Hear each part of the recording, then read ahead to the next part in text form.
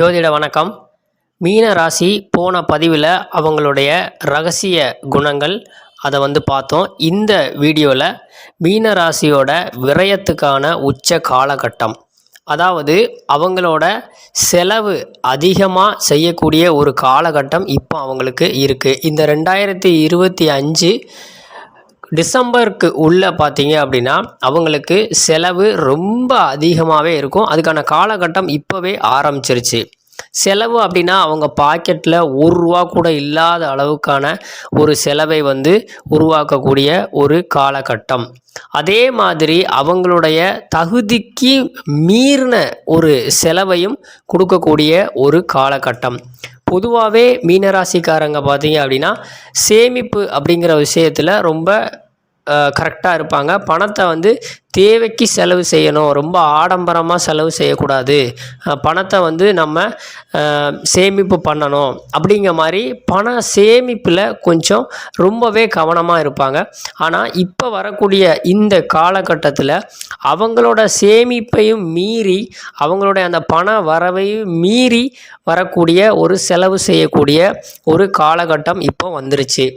இந்த செலவு அவங்களுக்கு எப்படியெல்லாம் இருக்கும் அப்படின்னா, பெரும்பாலும் உள்ள மீனராசிக்காரர்களுக்கு இது சுப செலவாக தான் அமையும். நீங்கள் அதனால் கவலைப்பட தேவையில்லை.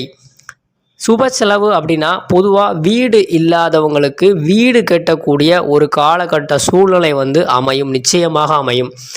அதே மாதிரி லேண்டு, சிலவங்களுக்கு இடம் இருக்காது, அவங்க புதிய நிலம் வாங்குவதற்கான ஒரு காலகட்டமும் இதில் அமைஞ்சிருக்கு. ஆனால் நினைப்பாங்க திடீர்னு அவங்களுக்கு ஒரு இடம் வாங்கவோ வீடு கட்டுறதுக்கான சூழ்நிலை வரும், ஆனால் கையில் பணமே இருக்காது. அப்போது கடன் வாங்கி இந்த வேலையை செய்யக்கூடிய ஒரு காலகட்டமாகவும் இதில் இருக்கும்.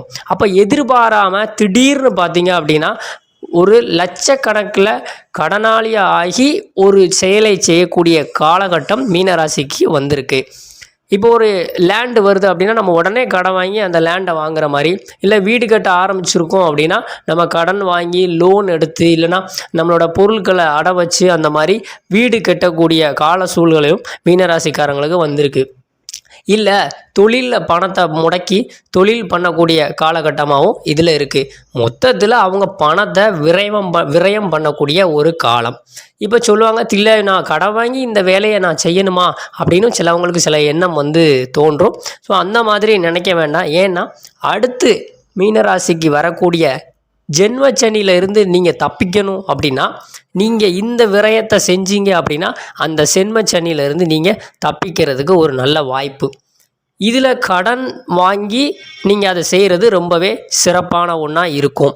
நீங்கள் கடன் இல்லாமல் நீங்கள் உங்களுடைய இருக்க காசை போட்டு நீங்கள் செஞ்சிட்டீங்க, எனக்கு கடனே இல்லை ஆனால் அந்த விரயம் நடந்துருச்சு அப்படின்னாலும் ஜென்மச்சனியில் வேறு ஏதாவது ஒரு வழியில் நமக்கு கடன் வரக்கூடிய சூழ்நிலை ஏற்படுறதுக்கு வாய்ப்பு அதிகம். அது மருத்துவத்தில் இல்லாத வரைக்கும் எல்லாருக்கும் ஒரு சந்தோஷமாக இருக்கும்.